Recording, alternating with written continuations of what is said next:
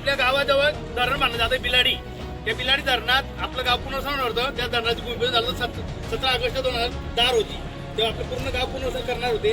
पण आज त्यांनी असं करून शाश्वत पाणी आणली घालतो असं मेडिकल सायन्सचा रिपोर्ट आहे. तर त्या आता हे पाण्यावर राहणार घरांजवळ असं 4 वेळ पाणी राहणार म्हणून आपण राहू शकत नाही.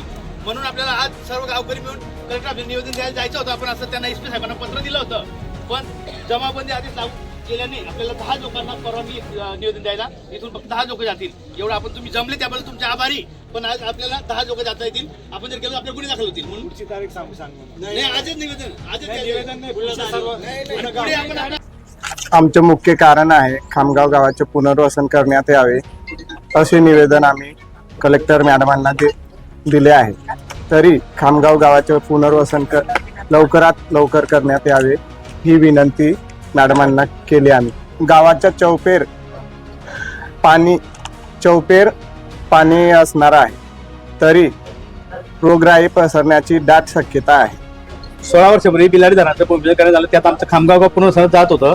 आज त्यासाठी आम्हाला 14 हेक्टर 65 विरचक शिवारात जागाही भेटलेली आहे. पण आज प्रशासनाने त्या धरणाची काही प्रमाणात उंची कमी करून गावाचं पुनर्वसन करण्यात नाही करायचं असं त्यांनी प्रस्ताव केला असेल आणि ते काम चालू केलेलं आहे. त्याच्यामुळे आमच्या गावाला अजिबात सर्व चौबाजूने पाणी असल्या कारणाने गावात रोगराई पसरेल. म्हणून आमच्या गावाचं पुनर्वसन करण्यात यावं.